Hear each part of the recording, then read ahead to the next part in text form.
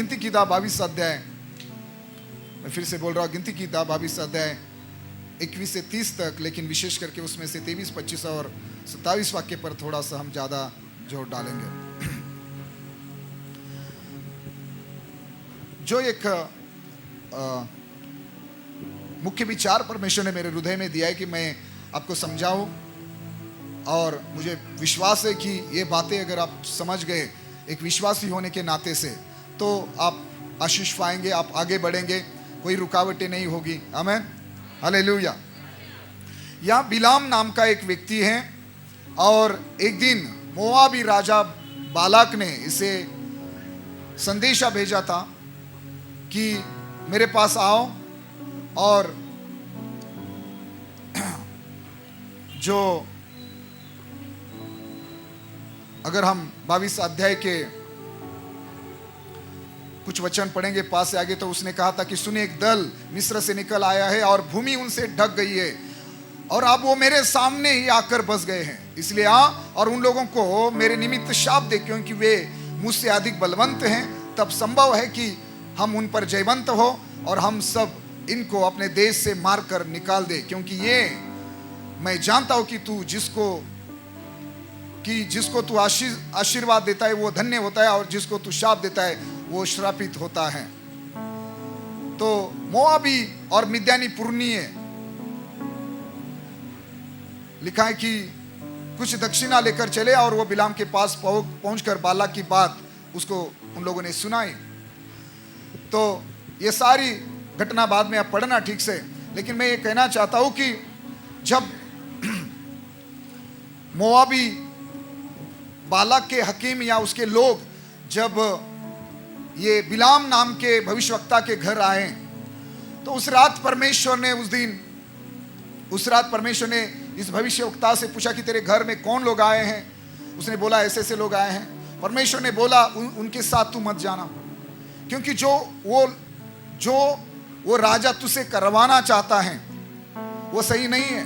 वो मेरे लोग हैं, वो आशीषित लोग हैं, मैंने उनको आशीषित दिया है, मैंने उनको आशीषित किया है। तो जो आशीषित लोग हैं उनको जाकर तू शाप मत देना, उनके साथ मत जाना। परमेश्वर ने पहले ही दिन उसको पहली रात बता दिया, लेकिन परमेश्वर के मना करने के बावजूद भी, परमेश्वर ने बिलाम को जाने को मना कर दिया था, उसके बावजूद भी मन में वो इच्छा कर रहा था कि काश परमेश्वर मुझे हाँ कहे और मैं उनके साथ जाऊं, तो बड़ी दक्षिणा, बड़ा तोहफा मिलेगा, बड़ी संपत्ति मिलेगी, जो भी वो सोच रहा था।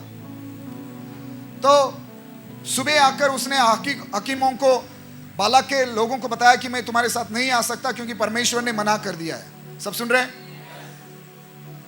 और वो चले गए।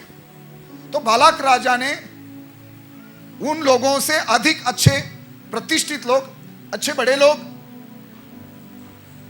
बिलाम के पास भेजे। दोबारा लोग आए और बिलाम को वही बात कहने लगे। तो बिलाम के मन में वो इच्छा थी ही, वो इच्छा फिर जाग उठी। उसने बोला आज रात रुको, मैं परमेश्वर के साथ समय बिताऊंगा, मैं प्रार्थना करूंगा, मैं परमेश्वर से पूछूंगा कि परमेश्वर क्या मैं इन लोगों के साथ जा सकता हूं। अगर परमेश्वर हाँ कह दे तो मैं आ जाऊंगा।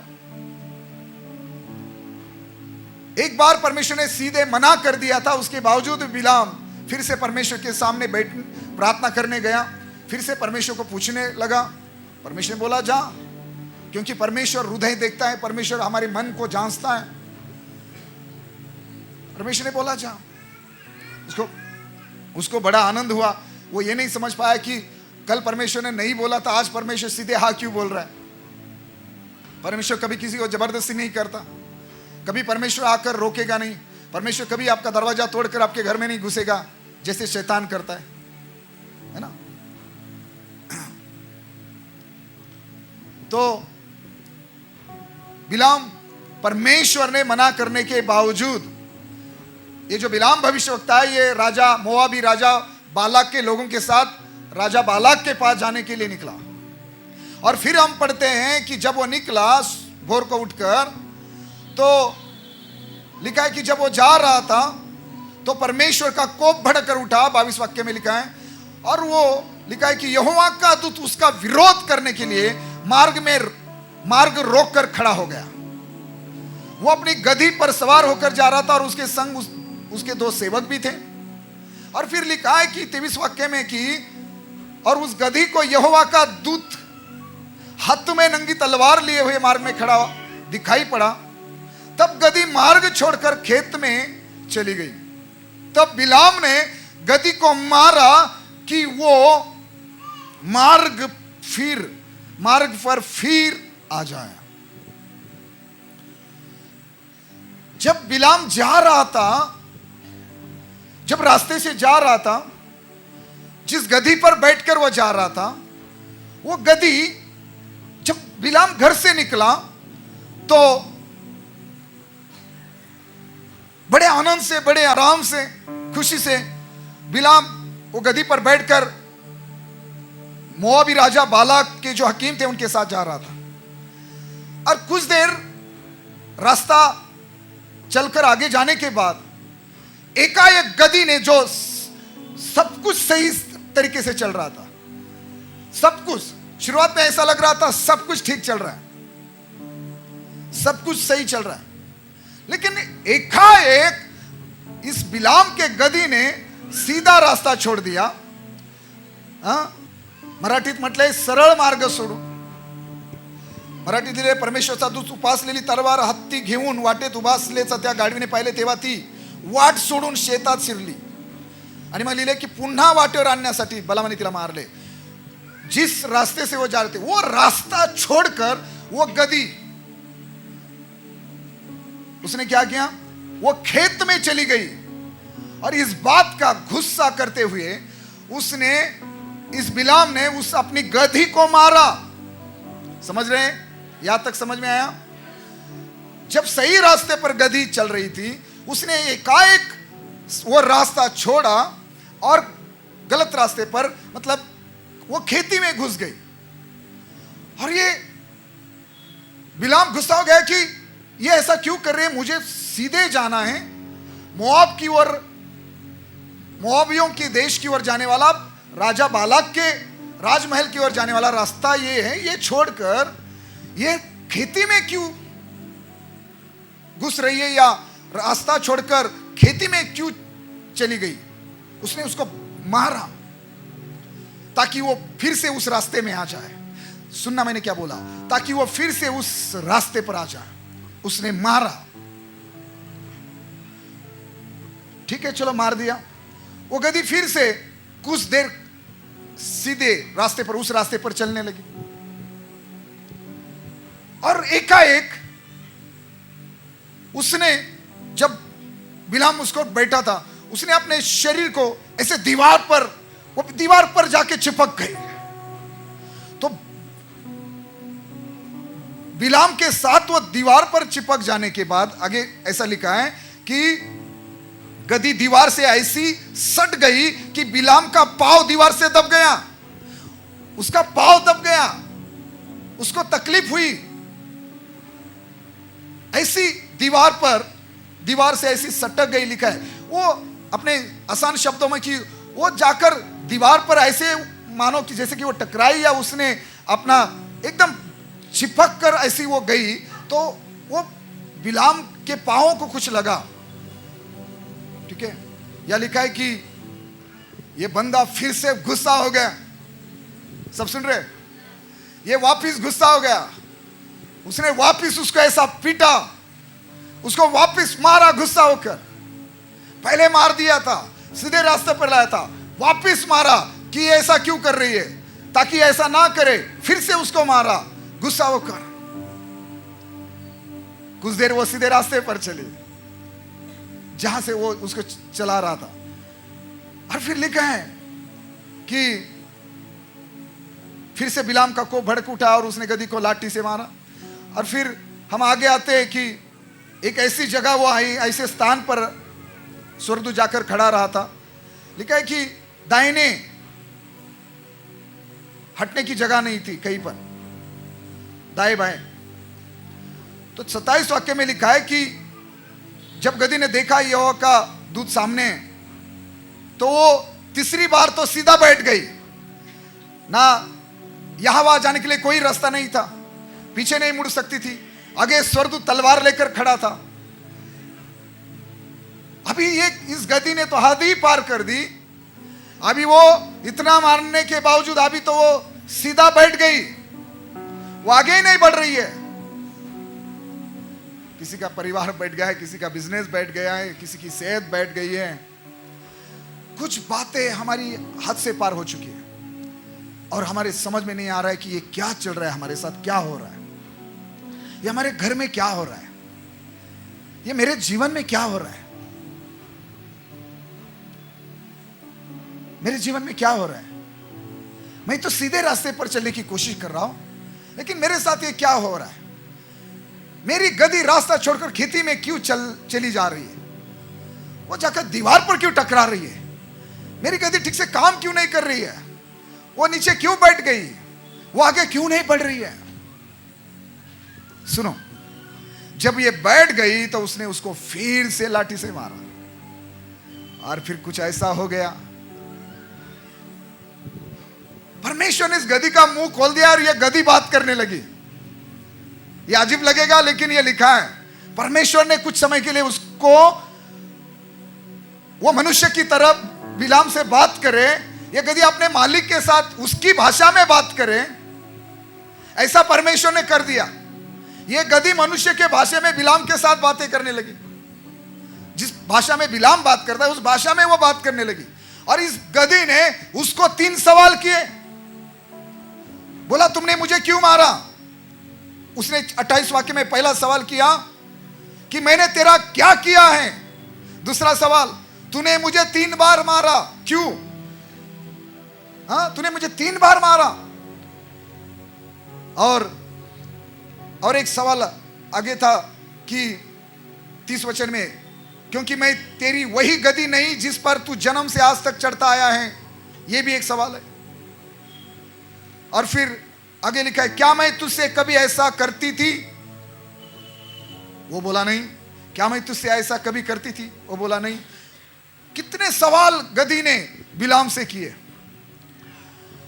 बिलाम ने जब ये गधी रास्ता छोड़कर खेती में चली गई या दीवार पर टकराई, या उसने जिस प्रकार वहां लिखा है कि ये गधी कैसे दीवार से ऐसी सट गई कि बिलाम का पांव दब गया, तीसरी बार वो बैठ गई, तो ये जो कुछ हो रहा था उसके बीच में ये बिलाम बार बार गुस्सा कर रहा था और उसको मार रहा था, पीट रहा था।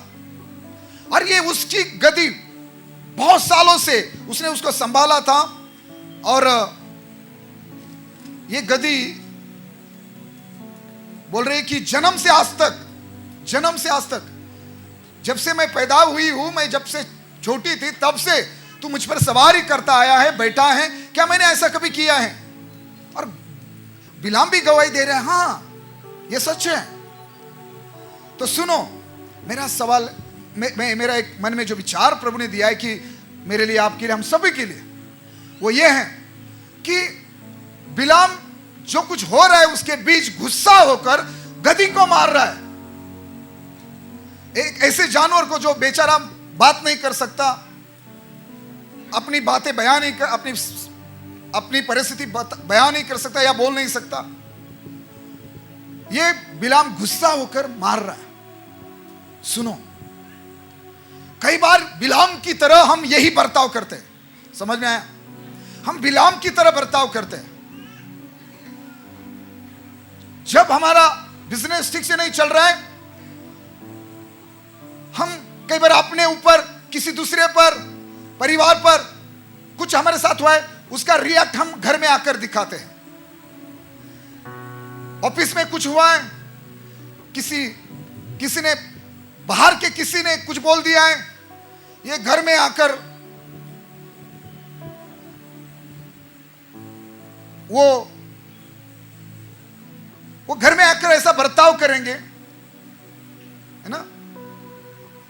वो जो ऑफिस में, जो बाहर कहीं किसी ने बोला है, कुछ हुआ है, वो असर उनका घर में नजर आता है। वो घर में गुस्सा करेंगे अपनी पत्नी पर, अपने परिवार के लोगों पर, अपने बच्चों पर। कई बार गुस्से में आकर वो शराब पिएंगे, गुस्से में आकर झगड़ा करेंगे, गाली गलौज करेंगे। कई बार गुस्से में आकर घर में चुप बैठेंगे, बातें नहीं करेंगे। कई लोग तो गुस्से में आकर फिर, शैतान तो यही चाहता है, फिर कुछ लोग बोलेंगे चलो अभी चर्च ही नहीं जाएंगे, बाइबल ही नहीं पढ़ेंगे, प्रार्थना ही नहीं करेंगे। तो सुनो, जब आपकी गति आगे नहीं बढ़ रही है, जब आपको आगे बढ़ने के लिए कोई रास्ता, आपको रास्ता नजर नहीं आ रहा है, या आप आगे नहीं बढ़ पा रहे हैं आपके पारिवारिक जीवन में, आपके वैयक्तिक जीवन में, आपके बिजनेस में, आपकी नौकरी की जगह, सब सुन रहे हैं? जब आप आगे नहीं बढ़ रहे हैं, जब आपको हालात बिगाड़ते हुए नजर आ रहे हैं, सुनो, तो आपको गुस्सा होकर नहीं चलेगा। कोई सुन रहा है? आपको डॉक्टर पर, उसकी दवाई पर दोष लगाकर नहीं चलेगा। यार वो हॉस्पिटल ही बेकार है, नहीं ये पास्टर में कोई दम नहीं है, कोई पावर नहीं है, उसने प्रार्थना तो की लेकिन मुझे चंगाई नहीं मिली, इतनी बड़ी सभा हुई लेकिन कुछ नहीं हुआ, इतने बड़े पास्टर ने मेरे लिए प्रार्थना की लेकिन कुछ नहीं हुआ, इतने साल से मैं चर्च में जा रहा हूं लेकिन कुछ नहीं हो रहा है। आपको गुस्सा होकर नहीं चलेगा, आपको गद्दी को मारकर काम नहीं बनेगा। सुनो, आपको गद्दी को पीटकर, अपनी पत्नी को पीटकर, घर में गाली देकर, गुस्सा दिखाकर, एटीट्यूड दिखाकर कुछ नहीं चलेगा। आपको सोचना पड़ेगा, आपको घुटनों पर जाना पड़ेगा। मैं आगे क्यों नहीं बढ़ पा रहा हूं, मेरे रास्ते क्यों बंद हैं, मेरे साथ ये क्या हो रहा है, एकाएक मेरे हालात क्यों खराब हुए हैं, जो मेरे बच्चे, मेरा परिवार, सब कुछ सही था, एकाएक मेरे परिवार में प्रॉब्लम क्यों है, मेरे पति कभी शराब नहीं पिए, आज क्यों पी रहे हैं, मेरा पति या मेरे घर के लोग कभी ऐसा उल्टा नहीं बोलते थे, ऐसा गलत नहीं बोलते थे, आज क्यों बोल रहे हैं। कोई सुन रहा है? एकाएक ऐसा क्या हो गया कि जो इसके पहले कभी नहीं हुआ था, अभी हो रहा है। सुनो, वो गद्दी बोल रही है, क्या जन्म से तू मुझ पर सवारी नहीं करता था, क्या जन्म से तू मुझ पर नहीं बैठता? हाँ? गद्दी ने उससे पूछा कि क्या मैं तेरी वही गद्दी नहीं हूं जिस पर तू जन्म से आज तक चढ़ता आया है, क्या मैंने ऐसा कभी किया है? आपको सोचना पड़ेगा कि आज तक कभी ऐसा नहीं हुआ, आज तक कभी ऐसा नहीं हुआ, आज तक आपके अधिकारी ने आपको कभी डांटा नहीं, आज तक आपका पास्टर कभी आपको ऐसा डांटा नहीं, फिर आज क्यों डांट रहा है? आज तक आपके पास्टर ने आपको भरोसा किया, अभी क्यों नहीं वो भरोसा कर पा रहा है? आज तक आपके घर में सब सही चल रहा था लेकिन अभी एकाएक क्या हुआ? आपको गुस्सा होकर, कोई समझ रहा है क्या मैं क्या कहना चाहता हूं? आपको गुस्सा होकर नहीं चलेगा, आपको गुस्सा होकर नहीं चलेगा, गुस्सा करके कुछ नहीं मिलेगा, शराब पीकर कुछ नहीं मिलेगा, घर छोड़कर, चर्च छोड़कर, जॉब छोड़कर कुछ नहीं होगा, किसी को दोष लगाकर कुछ नहीं होगा। आपके ऊपर, आप कर्जे में डूब गए तो उसके लिए किसी को दोषी ठहराकर नहीं चलेगा। आज आपकी नुकसान हो रही है, आप कठिन हालात में फंस गए हैं, तो उसके लिए किसी को दोषी ठहराना, किसी को शब्दों से मारना, किसी को दोष देना, किसी का न्याय करना, किसी को, दूसरे को, अपनी परिस्थिति के लिए दूसरों को जिम्मेदार ठहराना, यह बंद कर दो। अगर आपके रास्ते नहीं खुल रहे, आपके लिए दरवाजे नहीं खुल रहे, आपकी परिस्थिति नहीं बदल रही, आपका कर्जा नहीं उतर रहा है, आपका रिपोर्ट नहीं बदल रहा है, आपको चंगाई नहीं मिल रही है, तो प्लीज गुस्सा होने के बजाय कलीसिया पर, प्रभु के दास पर, या प्रभु पर, बाइबल पर, पवित्र आत्मा पर गुस्सा होने के बजाय, एक दूसरे पर गुस्सा होने के बजाय, एक दूसरे को दोष लगाने के बजाय, कोई सुन रहा है? आपकी परिस्थिति ऐसी क्यों हो रही है, आपकी परिस्थिति क्यों नहीं बदल रही है, उसके लिए किसी को जिम्मेदार ठहराने से अच्छा, आपके पत्नी को, परिवार को छुटकारा नहीं मिल रहा है, उसके लिए किसी चर्च को, पास्टर को दोषी ठहराने के बजाय आप थोड़ा सोचो, गुस्सा करने के बजाय प्रभु के पास बैठो, प्रभु को पूछो ये क्या हो रहा है, आज तुम्हारी परिस्थिति तुम्हारे खिलाफ बात कर रही है और तुम गुस्सा कर रहे हो। वो गद्दी बिलाम से कह रहे कि क्या मैंने ऐसा कभी किया है, मैं तेरी वही गद्दी हूं ना जिस पर जन्म से तू बैठा है, चढ़ता आया है या सवारी करता आया है, कोई सुन रहा है? दोनों हाथों को उठाकर जोर से बोले हालेलुया। जर तुमची परिस्थिती बदलत नाहीये, तुमच्या समस्या सुटत नाहीये, तुम्हाला आरोग्य मिळत नाहीये, तुम्ही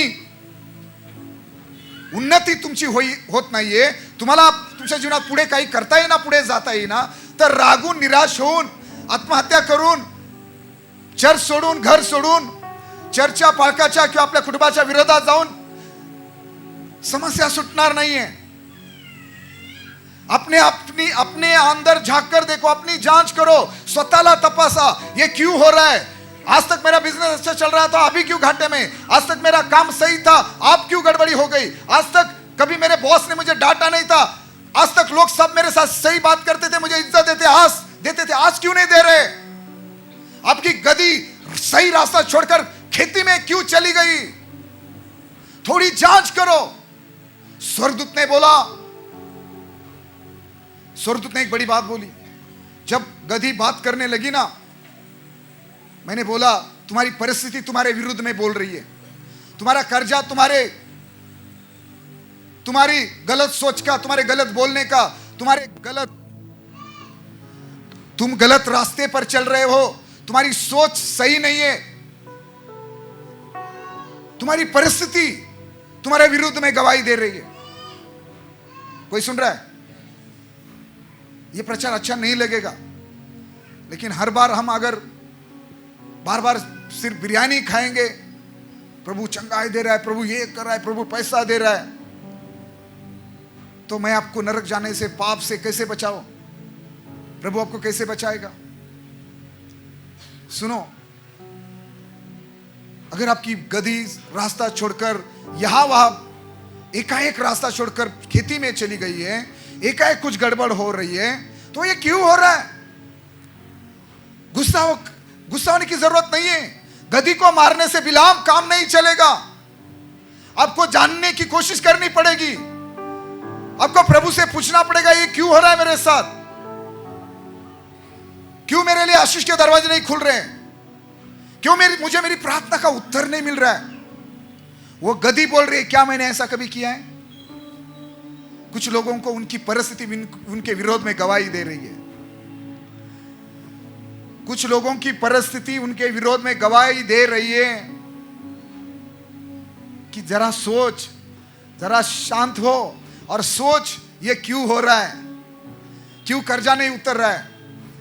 क्यों घर में माहौल ऐसा है? क्यों बिजनेस ठीक से नहीं चल रहा है? क्यों नौकरी की जगह प्रॉब्लम है, समस्या है? वो गधी बिलाम के विरोध में बात कर रही है, तूने मुझे क्यों मारा? समझ में आ रहा है? स्वर्गदूत ने जब, परमेश्वर ने जब गधी को बोलने के लिए अनुग्रह दिया ना, लिखा है कि परमेश्वर ने क्या किया? 31 वाक्य में 29 वाक्य में, तो एक मिनट, सॉरी 28 वाक्य में, तब यहोवा ने गधी का मुंह खोल दिया और वो बिलाम से कहने लगी। परमेश्वर ने गधी का मुंह खोल दिया, उसको बोलने के लिए क्या किया? अनुग्रह दिया। और लिखा है, जब वो गधी उसके विरोध में बात कर रही थी, उसको समझाने की कोशिश कर रही थी, अब की परिस्थिति आपको परमेश्वर की नजर में सही करना चाहती है। आपकी परिस्थिति आपको परमेश्वर के सामने दीन करना चाहती है। अगर कोई भविष्यवक्ता है, कोई पासवान है, कोई अच्छा लीडर है, अगवा है, तो गुस्सा होकर नहीं चलेगा, अपने आप को दीन करना पड़ेगा। हमारी परिस्थिति जो है वो हमें कुछ सिखाना चाहती है। गधी बिलाम को कुछ सिखा रही है। आपकी परिस्थिति आपको कुछ सिखाना चाहती है। वो आपकी परिस्थिति आपको परमेश्वर के साथ आपका रिश्ता सही करने के लिए बोल रही है। आपकी परिस्थिति आपको परमेश्वर के साथ जोड़ने की कोशिश कर रही है। आपकी परिस्थिति आपको परमेश्वर के करीब ले जाने की कोशिश कर रही है।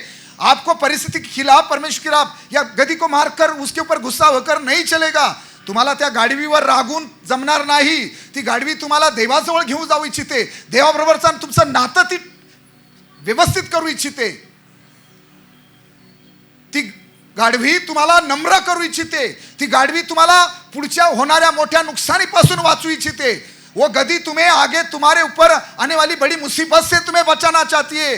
तुम्हारी जान खतरे में है, तुम नाश हो सकते हो, भटक सकते हो। तुम्हारी परिस्थिति तुम्हें सुधारने की कोशिश कर रही है। किसी पर गुस्सा होने के बजाय, शब्दों से अपने पासवान को मारने से बजाय, अपने कलीसिया को मारने से, किसी अपने भाई को, बहन को, परिवार को अपने शब्दों से मारने के बजाय, यानी कि दोष लगाने के बजाय, उनको दोषी ठहराने के बजाय अपने अंदर झांक कर देखो। यीशु मसीह ने बोला, क्या बोलते वो लाठा ना, वो दूसरे की आंखों में, तेरी आंखों में तो बड़ा है, हा? वो दूसरी की आंखों में, हिंदी में, मराठी दिले, तुझ्या डोळ्यात, हा? तुझ्या डोळ्यात तर मुसळ आहे आणि तू दुसऱ्याच्या डोळ्यातलं कुसळ बघत आहे, ते काढायला पाहत आहे। समझ रहे ना? तो कहीं ना कहीं हमारी परिस्थिति हमें सोचने पर मजबूर करती है कि क्या मैं सही रास्ते पर हूं, क्या परमेश्वर के साथ मेरा रिश्ता सही है, क्यों आज तक कभी ऐसा नहीं हुआ, फिर अभी क्यों हो रहा है। मेरे बच्चे आज तक मेरी बात मानते थे, अभी क्यों नहीं मान रहे। अभी आज तक मेरी पत्नी ने कभी मेरे सामने सिर उठाकर बात नहीं की थी, आज क्यों कर रही है। यार आज मेरे घर के लोग मुझे इज्जत नहीं दे रहे, बाहर के लोग क्या खा के इज्जत देंगे। अरे तुम्हारे घर के लोगों की नजर में तुम्हारी कोई इज्जत नहीं है, पास्टर क्या तुम्हें सिर पर बिठाकर घुमाए। तुम्हारे घर के लोग कुछ दिन तुम्हारे साथ बातें नहीं करते, कलीसिया के लोग आपसे या पास्टर आपसे अच्छी बात करें ये आप सोचते। कोई समझ रहा है मैं क्या कहना चाहता हूं। गुस्सा होकर नहीं चलेगा। आप किस रास्ते पर चल रहे हैं, परमेश्वर आपको, आपकी परिस्थिति आपके विरोध में गवाही दे रही है कि भाई तू रास्ता भटक गया है, गुस्सा मत कर, दीन हो, आगे तेरे लिए खतरा है, मैं तेरी जान बचाने की कोशिश कर रही हूं, ठीक है ना। अपने आप की जांच करो। स्वर्गदूत ने उसको क्या बोला, गधी उसके विरोध में बोल रहे, लेकिन स्वर्गदूत ने क्या बोला मालूम है। स्वर्गदूत ने बिलाम को बोला, तब यहोवा ने बिलाम की आंखें खोली और उसको क्या दिखाई दिया, वचन 31 में उसने ये देखा कि यहोवा का दूत हाथ में नंगी तलवार लिए हुए मार्ग में खड़ा दिखाई पड़ा। तब वो झुक गया। कब झुक गया पुष्पा भाई? झुकूंगा नहीं साला, है ना। समझ में आया मैंने क्या बोला। मैं जानता हूं कई लोगों को मालूम है ना। भले हम थिएटरों में नहीं जाते, कई पिक्चर नहीं देखते, लेकिन ये डायलॉग बिलॉग कहीं ना कहीं लोगों को हम बोलते हुए सुनते हैं, है ना। फेसबुक पर कई बार हम मीडिया अगर कहीं है हम यूज करते हैं तो उसके ऊपर ये ऐसी बातें फैलती है। कब झुक गया? चर्च प्लीज मैं आपको चेतावनी दे रहा हूं, आपके खिलाफ स्वर्गदूत को तलवार लेकर, नंगी तलवार हाथ में लेकर आपके विरोध में वो खड़ा हुआ है। वो आपकी गति को आगे बढ़ने नहीं दे रहा है, वो आपका बिजनेस। बाइबल में लिखा है कि परमेश्वर ने हन्ना की कोख बंद कर दी थी, ठीक है ना। राहेल को याकूब ने बोला, परमेश्वर ही नहीं तेरी कोख बंद कर दी तो मैं क्या करूं। सुन रहे? जब बिलाम ने देखा कि स्वर्गदूत नंगी तलवार लेकर खड़ा है, तब इसको पता चला मेरी गद्दी ये जो कुछ कर रही थी ये क्यों कर रही थी। तब उसके समझ में आया, अरे मेरा पास्टर तो मेरे लिए अच्छा सोचता था। अभी मुझे समझ में आया कि मेरा पास्टर क्यों ऐसा मुझे डांट रहा था। मुझे तब समझ में आएगा आपको। आप बोलेंगे नहीं, मेरे पास्टर जो सिखा रहे थे वो सही था, मैं तो फालतू में हालेलुया प्रेज लॉर्ड करके चंगाई छुटकारे को बोल के क्या हुआ, मैंने तो अपनी नुकसान कराए। समझ में आ रहा है? एक दिन आएगा जब आपकी आंखें खुलेगी ना, सुनना, आप इस कलीसिया को और मुझे और मेरे प्रचार को, मेरी शिक्षा को याद करोगे। समझ में आया? जब आपके खिलाफ आप देखोगे कि कोई मनुष्य नहीं, खुद परमेश्वर का स्वर्गदूत नंगी तलवार लेकर खड़ा है। परमेश्वर के स्वर्गदूत ने बोला, अगर तेरी गदी मेरे सामने से ना हटती ना, मैं तुझे तलवार से काट देता, मैं तुझे मार देता। जब पता चलेगा ना, आज तुम जो कुछ भी हो, जिस कलीसिया में तुम जा रहे थे उस कलीसिया के कारण हो, तुम्हारे पासवान के कारण हो, उनकी प्रार्थनाओं के कारण हो, उस कलीसिया की संगति के कारण हो, जिस दिन पता चलेगा ना, हाँ बोलेंगे मैंने ऐसा क्यों किया, मैं क्यों मेरे पासवान के खिलाफ बोला, मैंने क्यों मेरी कलीसिया के विरोध में बोला, मैंने क्यों ये किया वो किया, अरे ये तो मेरी भलाई के लिए था, मैंने तो फालतू में 1 बार 2 बार नहीं 3 बार, बार मैंने मेरी पासवान की निंदा की, कलीसिया की निंदा की, कलीसिया के विरोध में बोला, मेरे किसी भाई के विरोध में, बहन के विरोध में बोला, अरे मैंने क्यों गधी को मारा, मैं क्यों गुस्सा हो गया, तुझे आज नहीं पता चलेगा। जब एक दिन तू स्वर्गदूत को नंगी तलवार हाथ में लेकर तेरे सामने खड़ा हुआ पाएगा ना, उस दिन तुझे झुकना पड़ेगा यीशु के नाम से। तू झुकेगा, तू मरेगा नहीं। समझे ना, हमारा नाश नहीं होगा। परमेश्वर तुम्हारी परिस्थिति तुम्हें झुकाना चाहती है, तुम्हारी गद्दी चाहते कि तुम झुक जाओ ताकि स्वर्गदूत अपना निर्णय बदल ले। अपने आप को दीन करो। दीन लोगों को परमेश्वर ऊंचा करता है। गुस्सा होकर काम नहीं चलेगा, इसकी उनकी कमियां निकाल के काम नहीं चलेगा।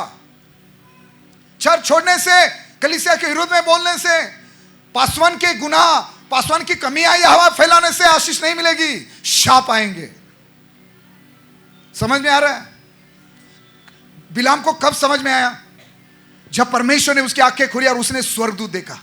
क्योंकि अभी तक क्या हो रहा था कि वो उसके समझ में नहीं, उसकी बुद्धि काम नहीं कर रही थी। मेरी गद्दी रास्ता छोड़कर खेती में क्यों जा रही है, मेरी गद्दी इस प्रकार क्यों कर रही है, वो क्यों बैठ गई, उसको समझ में नहीं आ रहा था। आपके परिवार में शांति क्यों नहीं है, आपके परिवार में आशीष क्यों नहीं है, क्यों रास्ते नहीं खुल रहे, क्यों कर्जा नहीं उतर रहा है, क्यों आपकी प्रार्थना नहीं सुनी जा रही, आपको आज तक क्यों नहीं समझ में आ रहा है?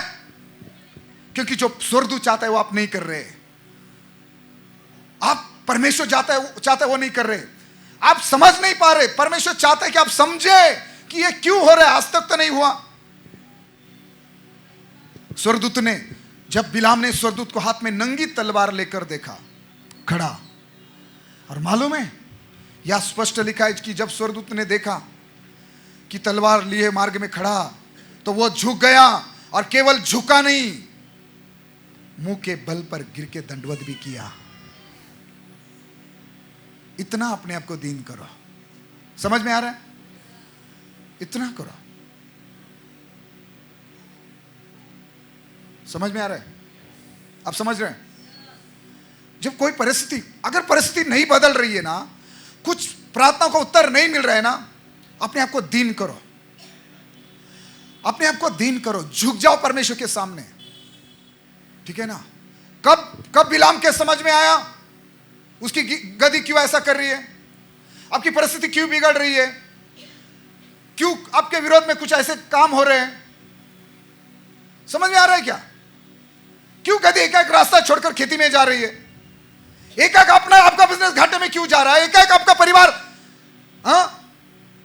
क्यों पीछे हट रहा है, एक आपके नुकसान क्यों हो रहे हैं, आपका कर्जा क्यों बढ़ता जा रहा है, आपकी बीमारी क्यों बढ़ती जा रही है, एक आपके रिश्ते क्यों खराब हो रहे हैं? अरे सब कुछ तो सही चल रहा था, फिर आप क्या हुआ है? थोड़ा बैठो परमेश्वर की उपस्थिति में, बैठो। वो परिस्थिति, वो गद्दी तुम्हारे विरोध में गवाही दे रही है कि याद कर, थोड़ा सोचो कि आज तक कभी ऐसा हुआ है क्या, फिर अभी क्यों? थोड़ा सोचो ना। अगर कभी मैंने भी आपको डांट दिया तो क्यों डांट दिया, थोड़ा सोचो ना। आप मुझे गलत ठहराए उसके पहले, बराबर है? मैं आपको कुछ बोलूं या डांटूं तो मैंने आपको क्यों बोला, क्यों डांटा, उसके लिए मुझे आप दोष लगाने के बजाय पहला सोचो कि ऐसा क्यों हो रहा है। परमेश्वर, क्या हो रहा है मेरे और पास्टर के रिलेशन में? ये कौन सी दुष्ट आत्मा मिसअंडरस्टैंडिंग पैदा कर रही है या हमारे रिश्ते को खराब कर रही है? मेरे जीवन में तो बुलाहट है, मैं तो ऐसा हूं, फिर पास्टर मुझे इज्जत क्यों नहीं देते, पास्टर मुझ पर जिम्मेदारी क्यों नहीं सौंप रहे, पास्टर मुझ पर भरोसा क्यों नहीं कर पा रहे? कुछ नहीं होगा। अब बोलेंगे मैं फिर गुरुवार की प्रार्थना में नहीं जाऊंगा, मैं शुक्रवार की प्रार्थना में नहीं जाऊंगा, मैं कोई नाइट प्रेयर में नहीं जाऊंगा, बस मैं सिर्फ क्रिश्चियन वो करके संडे जाऊंगा। ऐसा मत करो। आपको समझाना सिखाना मेरा काम है, मानना न मानना आपका काम है। लोग चाहे मेरे विरोध में कितना भी बोले, मैं 10वां भाग देने के विषय में सिखाऊंगा, जो भी हो, ताकि मैं जानता हूं इसमें उनकी भलाई है, आशीष है। कब झुक गया बिलाम? जब उसने, क्योंकि आज तक क्या हो रहा था, 3 बार उसने मारा, लेकिन इस सारे समय में जो भी ये 1 घंटा 2 घंटा इतना समय बीत गया, उसमें उसने एक भी बार, वो भविष्यवक्ता होकर भी उसने एक भी बार गद्दी को नहीं देखा। गद्दी ने स्वर्गदूत को देखा था कि वो आगे खड़ा है हाथ में नंगी तलवार लेकर। गधी देख रही थी, गधी समझ रही थी कोई भी परिस्थिति परमेश्वर की इजाजत के बगैर आपके जीवन में प्रवेश नहीं करेंगी। कोई भी बीमारी परमेश्वर की इजाजत के बगैर आपके जीवन में प्रवेश नहीं करेगी। अगर आयुब के जीवन में कुछ गड़बड़ी लाना थी, कुछ करना था, तो शैतान को परमिशन लेनी पड़ी परमेश्वर की इजाजत के बगैर। क्योंकि आप यीशु के लहू से खरीदे हुए हम लोग हैं। आपके जीवन में आपके बालों को भी छूना है ना शैतान को, अगर आपके बालों को भी छूना चाहता है तो उसको यीशु की इजाजत लेनी पड़ेगी। आपका एक्सीडेंट करना है, आपका पैसा छीनना है, आपको नौकरी से हटाना है, आपको बिजनेस घाटे में डालना है, आपके साथ कुछ भी बुरा करना है, आपका परिवार तोड़ना है, आपको आगे बढ़ने से रोकना है, कुछ भी करना है, तो शैतान को परमेश्वर की इजाजत लेनी पड़ेगी। क्योंकि आप परमेश्वर की अमानत हो, प्रॉपर्टी हो। शैतान की कोई औकात नहीं है, वो स्वर्ग से गिराया गया है, समझे ना।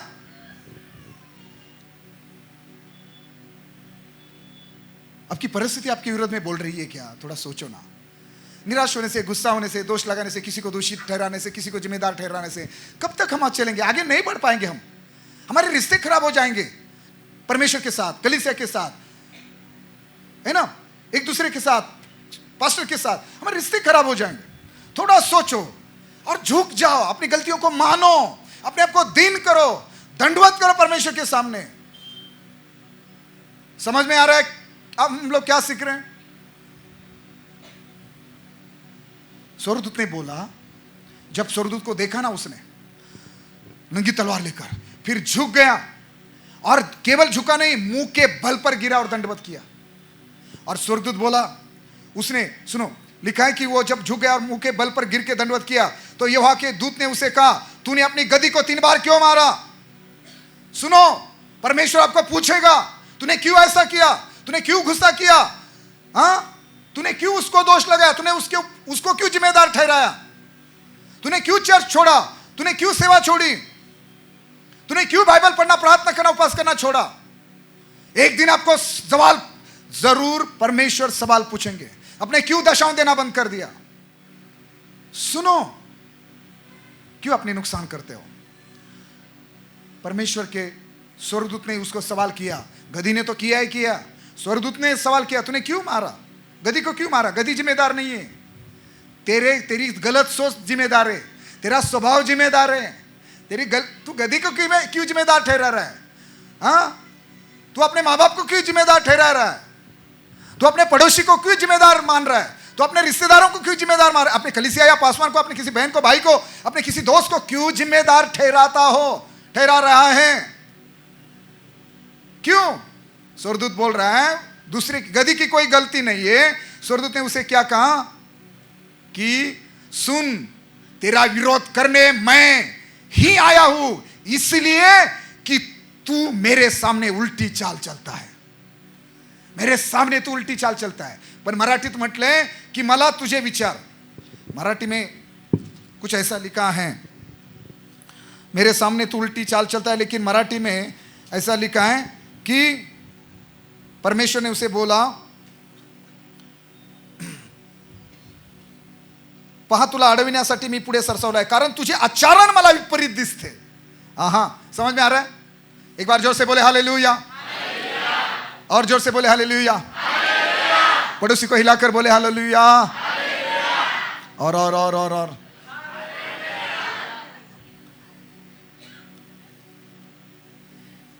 स्वर्गदूत म्हणतोय, मला तुझं आचरण ठीक दिसत नाही, म्हणून मी तुला आडवा आलोय, म्हणून मी तुला पुढे जाऊ देईना, म्हणून तुझं कर्ज उतरू देईना मी, म्हणून तुझी परिस्थिती बदलू देईना मी, म्हणून तुला मी यश येऊ देईना। समजलं ना? परमेश्वर म्हणतो तुझं आचरण ठीक नाहीये। आपल्या परिवारात आपलं आचरण कसं आहे? आपल्या मंडळीत आपलं आचरण कसं आहे? आपल्या शेजाऱ्याबरोबर तुमची चालचलणूक कशी आहे ती लक्ष द्या ना। दुसऱ्यांची पावलं कशाला मोजता? तुमच्या डोळ्यामध्ये मुसळे, दुसऱ्याच्या डोळ्यातलं कुसळ का काढायची इच्छा करता? दूसरे गुनेगार है, तुम्हारे घर का कोई गुनेगार नहीं है। हाँ, सगळे धुतलेले तांदूळ आहेत का? हम क्यों आशीषित नहीं है? क्यों हमें समझ में नहीं आ रहा? हमारी गति क्यों रास्ता भटक रही है? क्यों रास्ता छोड़? अरे गुस्सा होके क्या चलेगा चर्च? हमारा अपना कोई खानदानी कोई बैर है? आपसे आपका मेरे साथ कोई लेना देना है क्या? आपका मैंने बहुत हजारों लाखों रुपया लिया है, या मेरा आपके पास है इसलिए मैं आपका गुस्सा कर रहा हूं? कोई सुन रहा है? बिंदा सिस्टर, क्या हो रहा है? वचन को समझो। अगर परमेश्वर ही आपको विरोध कर रहे हैं ना, तो कोई आपको आगे बढ़ने नहीं देगा। अगर खुद परमेश्वर आपको आगे नहीं बढ़ने दे रहा है ना, खुद परमेश्वर ने आपकी कोख बंद की है ना, तो कैसे आपकी कोख खुलेगी? कौन खोलेगा? चाहे हन्ना का पति उसके लिए कितना भी कुछ करे, उसको दुगना दे, उसको बहुत प्रीति रखे, कुछ भी करे, कुछ नहीं होने वाला। क्यों मेरी कोख बंद है? उठो, जाओ परमेश्वर के सामने बैठो, मन्नत मांगो, मन्नत बोलो, आंसू बहाओ, दीन करो, झुको, दंडवत करो। यीशु के नाम से मैं कह रहा हूं, आपके लिए दरवाजे खुलेंगे, आपकी कोख खुलेगी यीशु के नाम से, आपके रास्ते सीधे होंगे यीशु के नाम से, आपकी जहां पहुंचना चाहते हैं वहां पहुंचेंगे यीशु के नाम से। आमीन। अपनी अपनी जांच करो। ये मैं खुद अपने लिए करता हूं, मैं खुद अपने लिए करता हूं। जब मैं आपके लिए 3 दिन उपवास करता हूं तो मैं उससे ज्यादा करता हूं, समझे ना? मानना है ना मानना है, अब क्यों फर्क है? सुरदूत बोल रहा है मुझे तेरी चाल उल्टी नजर आ रही है। वो बोल रहा है कि तू मेरे सामने उल्टी चाल चलता है, तुझे बोला मत जा तो भी नहीं मान, तुझे बोला ये कर फिर भी तू नहीं कर रहा है। क्यों शाऊल का अभिषेक गया? क्यों शाऊल का सिंहासन गया? नहीं समझ रहे लोग। बोला तू उल्टी चाल चलता है, और ये गधी मुझे देखकर मेरे सामने से 3 बार हट गई। यदि वो मेरे सामने से हट ना जाती तो निसंदेह मैं अब तक तुझे तो मार ही डालता, परंतु उसको जीवित छोड़ देता। मैं गधी को जीवित छोड़ता, लेकिन तुझे तो मार ही देता। सोचो अभी, मैं तो तुझे मार ही डालता, लेकिन मैं गधी ने भले ही रास्ता छोड़कर नीचे गई, दीवार पर उसने क्या किया? बैठ गई। वो गुनहगार नहीं है, गुनहगार तेरी सोच है। गुनहगार तू है, तेरी सोच गलत है, तेरी चाल गलत है, तेरा रास्ता गलत है। तू जहां जाना चाहता है, जो करना चाहता है वो गलत है। समझ में आ रहा है कुछ? सीखो क्यों प्रॉब्लम हो रहा है।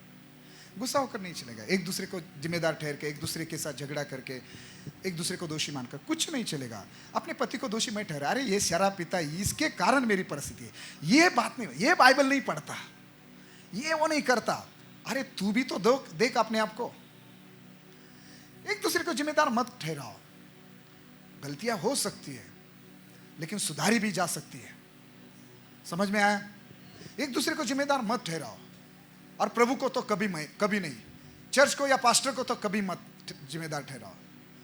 जब भी आपके जीवन में समस्या आ रही है तो क्यों आ रही है, प्रभु की उपस्थिति में जाकर बैठो।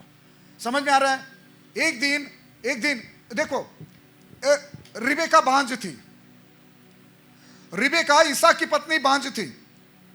काफी दिन से इसहाक उसके लिए प्रार्थना कर रहा था, वो प्रार्थना कर रही थी, परमेश्वर मुझे संतान की आशीष दे। और एक दिन आया, वो गर्भवती हो गई। अभी गर्भवती हो गई, 1 महीना, 2 महीना, 3, 4 महीना, 6 महीना कुछ हो गए, और उसको पेट में कुछ अच्छा महसूस नहीं हो रहा था।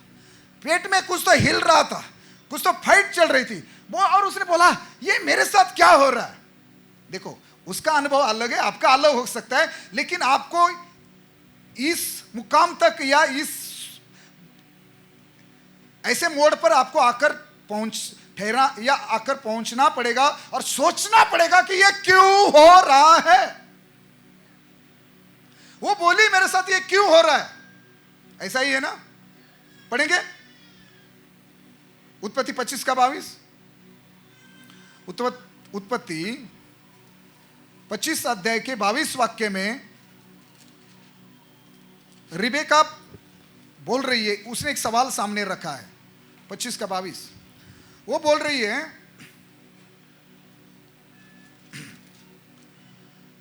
लड़के उसके गर्भ में आपस में लिपट के एक दूसरे को मारने लगे। तब उसने कहा मेरी जो ऐसी ही दशा रहेगी तो मैं कैसे जीवित रहूंगी? और वो यहोवा की इच्छा पूछने को गई। वो बोल रहे मेरी दशा ऐसे, नहीं नहीं नहीं नहीं, मराठी में लिखा है, मराठीत काय लिहिले, मराठी में अच्छा लिखा है जो शब्द मैंने मुझे चाहिए। हाँ हाँ, ये ऐसा मुझे क्या हो रहा है। 25 का 22 वो पूछ रही आहे, तिच्या उदरात मुले एकमेकाशी झगडू लागली तेव्हा ती म्हणाली, हे असे मला काय होत आहे, ये ऐसा मुझे क्या हो रहा है, मैं क्यों बार बार बीमार पड़ रही हूं, मैं क्यों बार बार बीमार पड़ रहा हूं, मुझे ही प्रमोशन क्यों नहीं मिल रहा है, मुझे ही चंगाई क्यों नहीं मिल रही है। थोड़ा सोचो, थोड़ा रुको। अगर कुछ गड़बड़ी है, पेट में है, परिवार में है, बिजनेस में है, नौकरी में है, तो थोड़ा सोचो ना अपने आप। अरे सब कुछ शैतान ने किया, शैतान ने किया, सब कुछ इसने किया, उसने किया, ये कब तक चलेगा। कभी तो बोलो यार, अपने ऊपर काम करो कि नहीं, कुछ तो गलती मैंने की है, कहीं तो कमियां मुझ में है, इसलिए मेरी परिस्थिति नहीं बदल रही, इसलिए मेरी गति मुझे इस प्रकार तकलीफ दे रही है, इसलिए मेरा बिजनेस मुझे आगे बढ़ने नहीं दे रहा है, इसलिए कुछ लोग मुझे आगे बढ़ने नहीं दे रहे, कुछ परिस्थिति जो है मुझे आगे बढ़ने नहीं दे रही, इसलिए कुछ रास्ते बंद है, इसलिए कुछ रुकावटें मेरे रास्ते में है। थोड़ा सोचो ना, अपने आप को कब जिम्मेदार ठहराओगे कि जो कुछ आज हो रहा है उसके लिए मैं जिम्मेदार हूं, ऐसा कब बोलोगे। जिस दिन बोलोगे, जिस दिन झुकोगे, जिस दिन दंडवत करोगे, रास्ते खुले होंगे आपके लिए, यीशु के नाम से रास्ते खुले होंगे, खुद परमेश्वर आपको आशीष देगा। समझ में आया। रिबेका बोल रही है, मुझे क्यों हो रहा है, या ऐसा मेरे साथ क्यों हो रहा है। और फिर लिखा है हिंदी में कि वो परमेश्वर को पूछने गई, और फिर परमेश्वर ने जो भी कुछ हो रहा था, परमेश्वर ने उसको सारी बातें बता दी। हाँ, कैसे उसके घर में 2 जातियां हैं, वो सारी बातें। लेकिन ये सोचना है कि ऐसा क्यों हो रहा है, मुझे ये क्यों हो रहा है ऐसा। समझ में आ रहा है। अरे लाखों लोगों पर जीत पाई यहोशू और उसकी सेनाओं ने, यरीहो जैसे शहर को जीत लिया, और जहां थोड़े से लोग हैं ऐसे आई नगर के साथ लड़ाई हार गए। थोड़ा सोचो ना, बाजू लगे हिलाकर बोलो, थोड़ा सोचो ना। आज तक इतना पैसा कमाया, अभी क्यों नहीं कमा पा रहे। आज तक तूने इतनी तरक्की हासिल की, अभी क्या हुआ। आज तक तेरा सब कुछ ठीक ठाक था, अभी क्या हुआ। सोचो, अरे अपने आज तक इतनी अच्छी सेवा की, इतना सब कुछ अच्छा किया, अब ये क्या हुआ। ये पुष्पा भाई बीच में कहाँ आया। हाँ? कोई सुन रहा है। अरे तुमने हजारों लोगों को मार दिया, तुम्हारे सामने लाल समुद्र दुभांगा, हाँ? 2 भाग में बट गया, यरदन बट गई, यरीहो की शहरपनाह गिर गई तुम्हारे सामने, इतने बड़े योद्धाओं को तुमने धूल चटाई, और आई नगर के सामने जिसमें थोड़े से लोग रहते, उन लोगों ने तुम्हें धूल चटाई, उन लोगों के सामने तुम्हें हार माननी पड़ी, भागना पड़ा, पीठ दिखानी पड़ी। यहोशू क्या बोला। यहोशू ने परमेश्वर को दोष लगाया। यहोशू और उनके साथियों ने परमेश्वर को दोष लगाया। नहीं नहीं नहीं, यहोशू 7 अध्याय और उसका एक आखिरी वचन चलो पढ़ते। यहोशू 7 अध्याय 6 वाक्य में, यहोशू की किताब 7 अध्याय 6 वाक्य में यहोशू क्या कर रहा है। 7 अध्याय वाक्य 6, तब यहोशू ने अपने वस्त्र फाड़े, और इस्राएली वृद्ध लोग यहोवा के संदूक के सामने मुंह के बल गिरकर पृथ्वी पर सांझ तक पड़े रहे, और उन्होंने अपने सिर पर धूल डाले। कोई समझ में आ रहा है। ये क्यों किया उन्होंने, क्यों अपने सिर पर धूल डाली, अपने कपड़े फाड़ दिए, और परमेश्वर के सामने मुंह के बल पर गिरकर सांझ तक पड़े रहे, दिन भर, सांझ तक। मराठी में क्या लिखा है।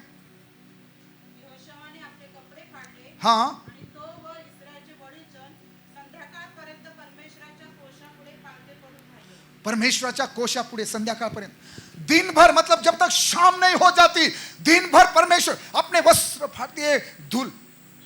कोई समझ में आ रहा है। सिर में अपनी क्या किया उन्होंने, धूल डाल दी ना।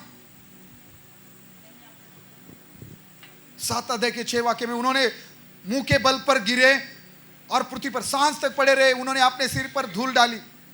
थोड़ा कोई मुझे बताएगा, समझ में आ रहा है क्या कुछ? हाँ,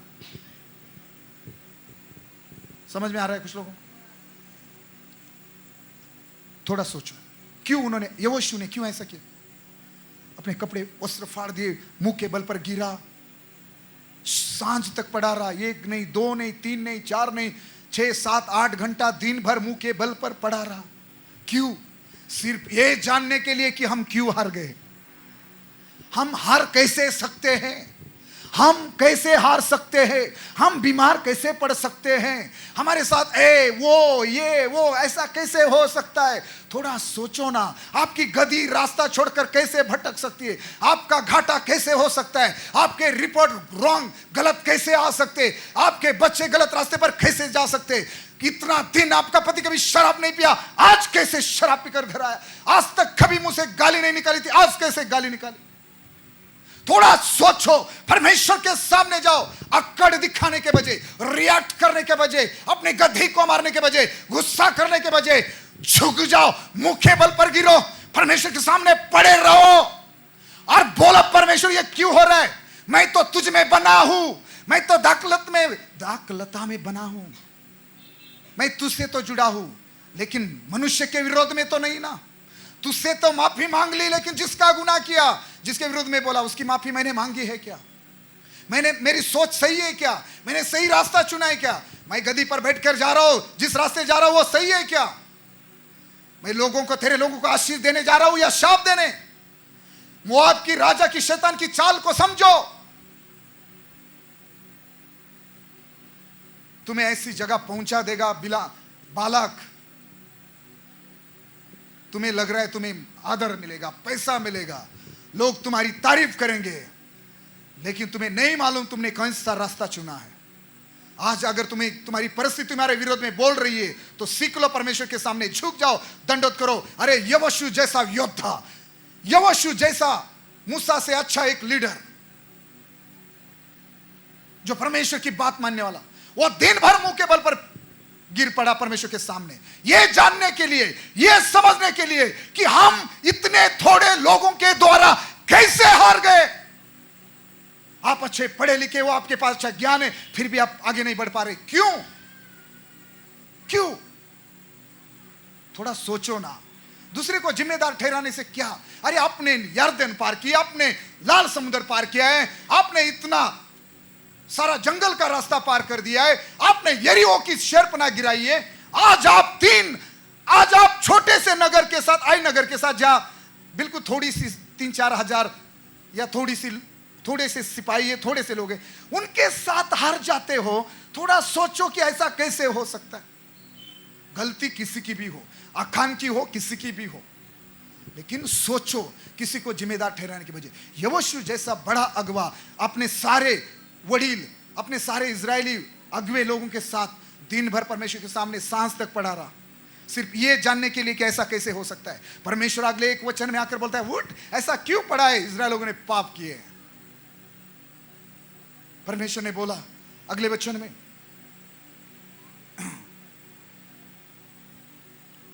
10 वचन में यहोवा ने यहोशू से कहा, उठ खड़ा हो जा, उठ खड़ा हो जा, तू क्यों है इस भांति मुंह के बल पृथ्वी पर पड़ा है?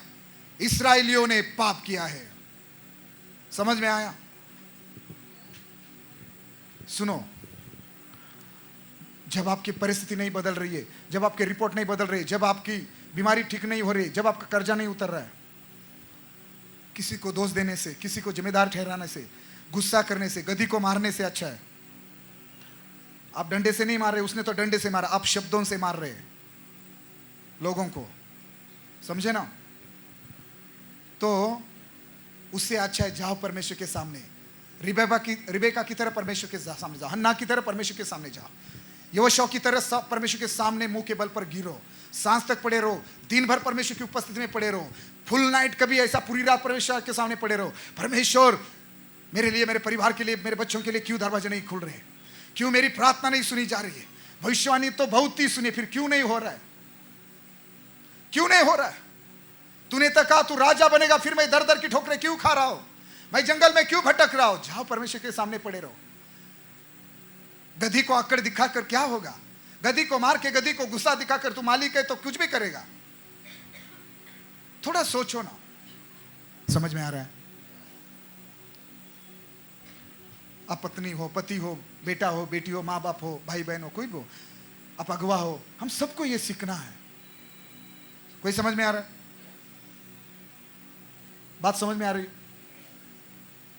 मैंने कहा आपके लिए दरवाजे खुलेंगे, आज के बाद कोई रुकावटें नहीं होगी आपके रास्ते में, कोई विरोध करने वाली बातें नहीं होगी, आपकी प्रार्थना सुनी जाएगी, प्रार्थना का उत्तर भी मिलेगा। बस अपनी चाल चलन को देखो, अपनी सोच को देखो, जो अपने चुनाव किया है, जो सोच है वो देखो, परमेश्वर के सामने झुको, अपने आप को दीन करो, परमेश्वर के सामने अपने आप को खाली करो, परमेश्वर से भी माफी मांगो, मनुष्य से भी माफी मांगो, परमेश्वर के साथ भी अपना रिश्ता सही करो, मनुष्य के साथ भी अपना रिश्ता सही करो। मैं यीशु के नाम से वापस बोल रहा हूं, आपके रास्ते में आज के बाद कोई रुकावटें नहीं होगी, आपके दरवाजे खुलेंगे और आप लोगों को शाप नहीं, आशीष ही दोगे। बिलाम तो गया था शाप देने, लेकिन आशीष ही दे दिया। समझ में आया? चर्च गुस्सा होकर काम नहीं चलेगा। बाइबल पढ़ना छोड़कर, चर्च छोड़कर, दशम देना छोड़कर, उपवास करना छोड़कर, घर में या अपने माँ बाप की या अपने पासवान की बात मानना छोड़कर कुछ नहीं होगा। स्वर्गदूत ने बोला मैं गधी को जीवित छोड़ता, लेकिन तुझे तो मार ही देता। अब आप जिसको अकड़ दिखा रहे ना, उसका कुछ नुकसान नहीं होगी, नुकसान तुम्हारी होगी। समझ में आ रहा है? मैं बात बिलाम से कर रहा हूं। बिलाम अपने गधी को गुस्सा होकर क्यों मार रहा है? अपने आप को दोष देना बंद करो, अपना न्याय करना बंद करो, अपनी समस्या के लिए किसी को जिम्मेदार ठहराना बंद करो। आपकी गधी अगर आपको आगे लेकर नहीं जा रही है तो क्यों नहीं जा रहे? झुक जाओ परमेश्वर के सामने, बैठो परमेश्वर के सामने। आपके बच्चे क्यों नहीं आगे बढ़ पा रहे? आपका परिवार आगे क्यों नहीं बढ़ पा रहा है? हमें सोचना है, ठीक है ना? यही बातें मैं इन दोनों में कर रहा हूं कि परमेश्वर मुझे जो बड़ी बड़ी भविष्यवाणी मैंने सुनी है, बड़े भवन को लेकर हो, मेगा चर्च को लेकर हो, कलीसिया को लेकर हो, सारी बातों को जो भी है, तो वो कब हो गया और तू करना चाहता है तो क्यों नहीं कर पा रहा हो, क्यों नहीं हो रही? जो मैं कर रहा हूं वही मैं करने के लिए आपको बोल रहा हूं। मेरी समस्या अलग है, आपकी समस्या अलग हो सकती है। आप अलग गद्दी पर सवार हो, मैं अलग गद्दी पर सवार हूं। आपकी गद्दी आपके साथ क्या कर रही है आप जानते हो, मेरी गद्दी मेरे साथ क्या कर रही है मैं जानता हूं। समझ आ रहा है? लेकिन इसके लिए मैं अपनी गद्दी को मारूं, क्या फायदा? मैं अपना गुस्सा मेरी पत्नी पर निकालूं, क्या फायदा? मेरा अपना गुस्सा मैं बच्चों पर निकालूं, क्या फायदा? मैं किसी बात का गुस्सा आपके ऊपर निकालूं, क्या फायदा? मुझे अपने आप के अंदर झांकना है। काम नहीं बन रहे, मैं उपवास प्रार्थना करूंगा। कुछ समस्या आ रही है, मैं उपवास प्रार्थना में बैठूंगा, ठीक है ना? कोई गलत कर रहा है, मैं कम से कम एक बार तो उसको समझाऊंगा, कम से कम एक बार। अगर नया विश्वासी है तो 2 बार 3 बार, लेकिन अच्छा विश्वासी जब जानबूझकर जब सोने का नाटक कर रहा है तो उसको बार बार उठा के क्या फायदा? ओके, समझ में आ रहा है? कुछ सीख गए, कुछ अपने सीखा है क्या? कुछ समझ गए क्या? कि अगर आपके हालात खराब है, आपकी परिस्थिति बदलाव नहीं हो रहा है, आप आगे बढ़ नहीं पा रहे, तरक्की कर नहीं पा रहे, प्रमोशन नहीं मिल रहा है, जो भी हो रहा है, आपकी गद्दी अच्छा रास्ता छोड़कर एकाएक खेती में चली जा रही है, कुछ तो हो रहा है, आपका बिजनेस बैठ गया, आपका परिवार बैठ गया, आपका पैसा फाइनेंस बैठ गया, सब कुछ बैठ गया, आपकी गद्दी बैठ गई है, तो गुस्सा होकर उसको मारकर क्या करोगे? थोड़ा सोचो ना। शाऊल ने सोचना चाहिए था कि परमेश्वर ने इतनी बार मेरे साथ बातें की, आज परमेश्वर मेरे साथ क्यों बातें नहीं कर रहा है? अगर परमेश्वर उत्तर नहीं दे रहा है तो मैं क्या भूत वैद्य, क्या वो जादू टोना करने वाले सिर के पास जाऊं क्या? अरे रे रे, ऐसा मत करो। अपने हाथों को उठा, दोनों हाथों को उठा, अपने दोनों हाथ ऊंचा करें, बोलो प्रभु यीशु मसीह, बोलो पवित्र आत्मा, बोलो पिता परमेश्वर, आज के बाद मेरी परिस्थिति के लिए मैं किसी को भी जिम्मेदार, दोषी नहीं ठहराऊंगा। मैं किसी पर गुस्सा नहीं करूंगा। गुस्सा करने के बजाय, मेरी गद्दी को मारने के बजाय मैं तेरे सामने झुकूंगा। मैं तुझे दंडवत करूंगा, यहोशू के समान, उसके अगुवाओं के समान मैं अपने आप को तेरे सामने दीन करूंगा, तेरे चरणों में पड़ा रहूंगा, परमेश्वर मुझे अनुग्रह दे। मैं जानता हूं तू मेरे लिए हर रास्ता खोलेगा, हर दरवाजा खोलेगा। मैं जानता हूं मैं वहां रहूंगा जहां मुझे होना चाहिए। आज के बाद मेरे रास्ते में कोई रुकावटें नहीं होंगी, क्योंकि हे परमेश्वर, आज से मैं अपने आप को तेरे सामने दीन करता हूं। मैं तेरे सामने आज झुकता हूं। मैं तेरे सामने मुंह के बल पर गिरता हूं। मैं अपने गुनाहों की माफी मांगता हूं। मैंने जो भी गलतियां की, मैंने जिसको भी मारा, जिसके विरुद्ध बोला, मैं उनके लिए तेरे पास और उनके पास भी माफी मांगता हूं। बोलो परमेश्वर मुझे माफ कर दे। बोलो प्रभु मेरे रास्ते खोल दे। बोलो परमेश्वर मैं मरना नहीं चाहता। प्रभु मुझे बचा, मुझे माफ कर दे। मैं मेरा जीवन तेरे हाथों में देता हूं, यीशु मसीह के नाम से, आमीन। प्रभु इस वचन के द्वारा आप सबको आशीष दे। आइए अपनी जगह पे खड़े हो जाएं।